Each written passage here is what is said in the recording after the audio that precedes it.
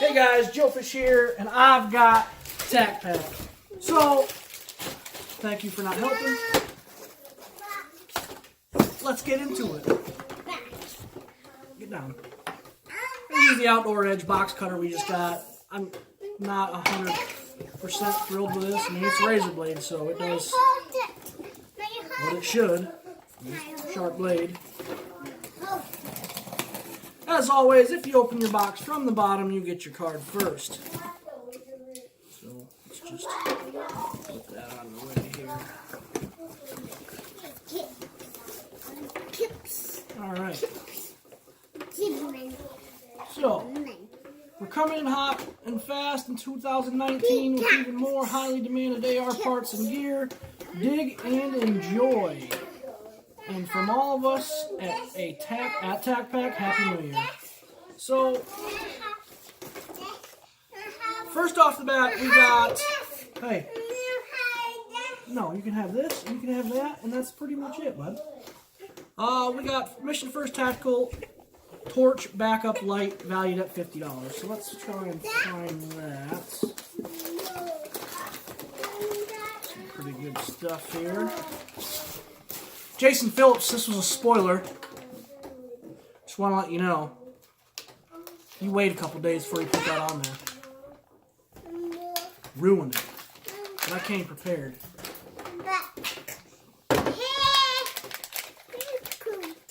Just in case you did spoil it.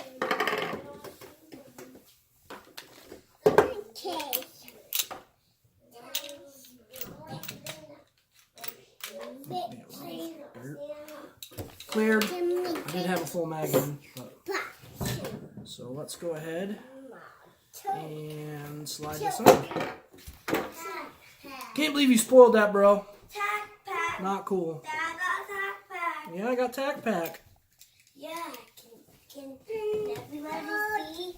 I can see, can you? Alright, we'll come back to this in a second. We'll do this. Alright, one of our highest demanded items of all times, and we've delivered. We wanted to find something that met at the apex of affordability and quality. This low-profile Picatinny-mounted pressure pad activated light is ideal for home protection, navigation, or as backup to a primary illumination source. Low output illumination for signature reduction during patrol, stealth structure search, approach to target, and researching operations. Hey, come over here. I really want to put this on here. Put this on here. I'm saying just slide it on real quick. Oh, that is tight. This is tight. Sucker is tight. I don't want to break it. I don't want to break it anymore either, Dad. There we go. You don't want to break there it. We go. Don't break the things, Daddy. Drop that. We got a red light. What is it? Double tap gets a brighter red light. It's a red light, Dad. Hold the button in. You get your light. Another click turns it off. So that's pretty cool. I like that. It's not going to fit in my holster now with this light on it, so I don't know how long it's going to stay. But it is pretty cool. I like it. Sure. Alright, next up we have JE Machine Lower Vice Block, valued at $15. This is pretty cool. It'll slide up in your mag well, allow you to put this in your bench vise and hold your firearm while you're working on it, cleaning it, that type of stuff. But that's pretty cool. I like that. This, I actually was thinking about getting one of these for a while, so. You want to fight? Alright then. So this is pretty cool. I'm pretty stoked about getting this. I'm happy about. Put that in the box. Thank you, buddy. I appreciate it. That's another highly requested item, which I could see with all the cleaning kits they sent. This is kind of like a must. This should have been probably earlier on. Still pretty stoked. Hey now. I get this out of the box. Alright, and next we have the ABKT First Aid Kit. Valued at $25. You got the guy, you better get it. Molly webbing, so it is Molly compatible for pals, however you want to say it. Right off the bat, we got some padded gauze,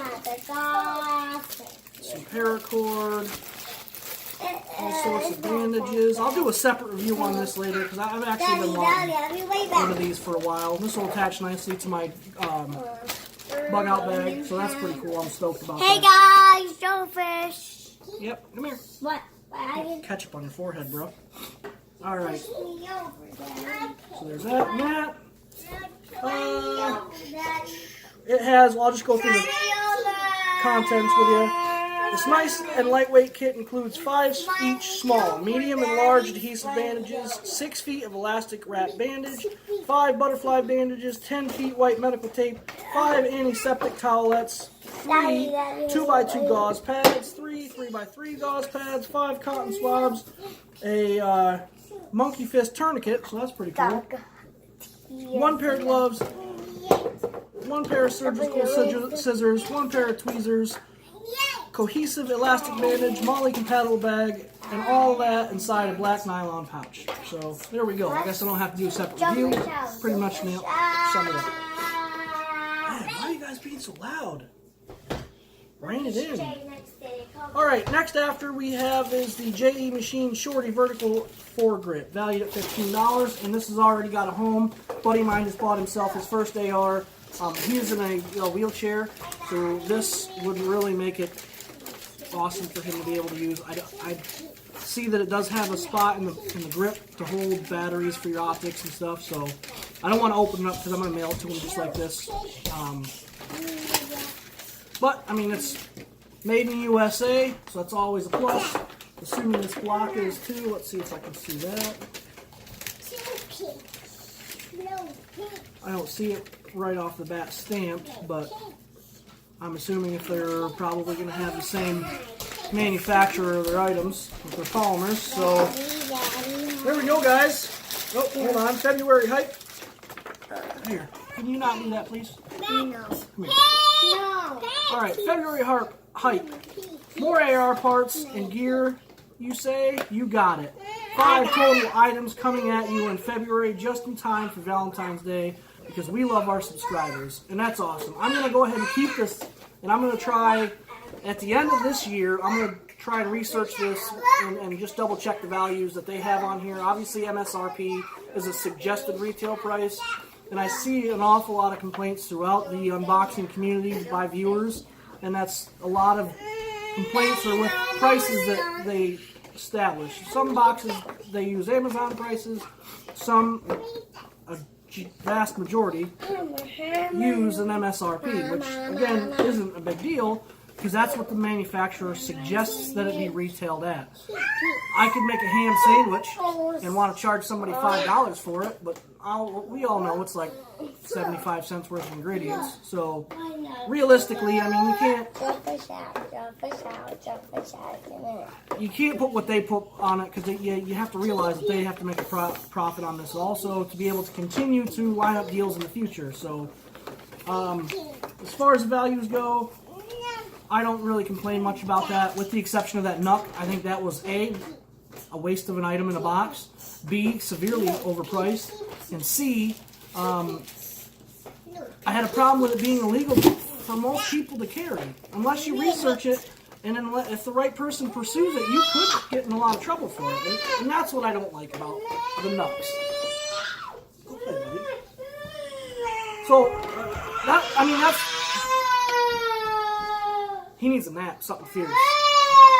That's my biggest complaint with the Nucks is you send it to somebody, and if they don't take the time to think maybe this might not be okay for me to carry, and they use it in some sort of altercation, or maybe if they get pulled over and they have to empty their pockets, the right police officer with nothing else better to do, who knows the law, or should know the law, because that's their job, could pursue it, and you could end up in some trouble. And that I would hate to see anybody wrongfully have to go through some sort of prosecution, fines, whatever, because of an item that was set in a box without a disclaimer. I think at the very least they should be, they should put it as a disclaimer. I mean, they billed the last one as a meat tenderizer, and I have never seen a single person pull out a steak and punch the crap out of it to tenderize it to cook it.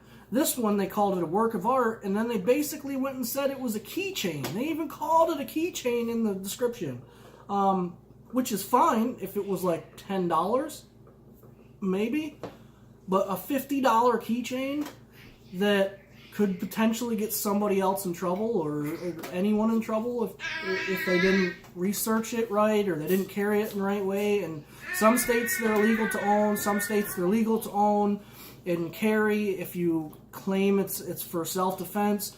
Other states, and Pennsylvania included, it's legal to carry. However, you have to have a concealed carry permit, which I do. So it's not an issue for me. I'm not complaining because I'm worried about getting in trouble. I followed all the steps that I need to take to make sure that I'm legal carrying it just by me carrying my firearm on a daily basis or keeping my firearm in a vehicle, because Pennsylvania also dictates that you don't have to be 20. You have to be 21 to own a pistol, but you don't have to have a pistol permit. However, if you're going to travel with your pistol in your car, the ammo have to be separated. And this has to be, in its case, in the trunk of your vehicle. Unless you have a concealed carry permit, which is perfectly legal to keep loaded and in your glove box or under your seat in a holster or wherever, on your hip. Because you can have a carry permit in most states. However, when you take that on your hip and enter your vehicle, it now becomes a concealed carry. So Pennsylvania, I'm using as an example because it's the state that I live in and the state that I research. So do your own research here. So if you live outside of Pennsylvania, look it up. But we're an open carry state. You can open carry legally without any type of paperwork or anything. I mean, you have to not be a felon, obviously, and there's certain restrictions on that. But however, you can open carry it on your hip. But the second you step into your vehicle and close the door, that same firearm that was on your hip now became a concealed carry. So you have to have a concealed carry permit to do that. If not, when you approach your vehicle, you have to take it out, separate the mag. You can put the mag in your glove box, but this has to go into the case, or you can just put it in your trunk. It has to be separate from you and away from you. If you have a pickup truck, it has to be in the back seat or in the back, behind your seat or something. It can't be within immediate arm's reach. So you have to put it over on the passenger side under that seat, or on the passenger side as far away from you as possible. So that's my biggest stipulation with stuff like the NUC. Granted, the value was way overpriced, and the actual item itself I had an issue with. So, like I said, at the end of the year, I'm going to go through it. I'll spend a little time. I'll research, and I'll write down on the back. And at the end of the year, I'll do like a year in review, just to kind of show, I pay $55 a month for this box. Am I at least getting my value every month? Or am I at least getting overvalue one month, but if I fall a couple bucks under on the next month, and just to see if it adds up over time. I have been getting them for over a year now, about a year and a half, so to me, I think I'm going to start doing that with a couple boxes, just for my own peace of mind and to justify the purchases that I make every month. But enough of me rambling on, guys. That's all I got for you. This awesome light. I am stoked to have it. Got a hard hold. I know my finger did go on the booger hook or bang stick there for a while. Sorry about that. So, I do like it. I don't like that the first button is the red light, which I could understand in a low light scenario. You want to keep your signature down. That does make sense, but if I were to have to need it, that's a little too much time to get to that. I think maybe the second one should be the actual light itself. But that's just my opinion. To each his own. Like I said, it makes sense to those who need it in that certain circumstance. So, to recap, we got a vice block, which is awesome. Vertical foregrip, which I've gotten multiple from, so I don't really have the need for it right at this particular time, especially with my setup the way it is. Maybe on my pistol. Actually, I don't think you can put them on a pistol. I have to look that up. But that's pretty cool. Med kit with Molly compatible webbing. Awesome. I'm super stoked. I'm always stoked to get a med kit. I have that other one, the active shooter response kit. That's in my vehicle. I have the other one in my bug out bag, as you've seen there. So this one here, maybe I'll attach to my plate carrier just as a something to attach. I don't know. Who knows? Maybe. We'll see. And the light. Overall, guys, this is a great box. It's a great box to start the year off with. I kind of wish December's. I wish they was as good as quality as this box. I wish that they would have ended the year the same way they started it, and that's with a big, good box. But really, not a whole lot of complaints. That SOG multi-tool, which has fast become my everyday carry. If you remember that video, I had some problem with the liner lock. It just had a lot of packing oil on it, so I had to clean it up.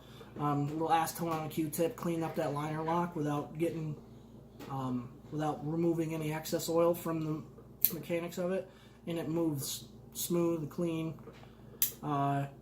Perfect for me. I like this. I love this tool. I know it doesn't get a lot of great reviews from Amazon, but I don't care. I like it.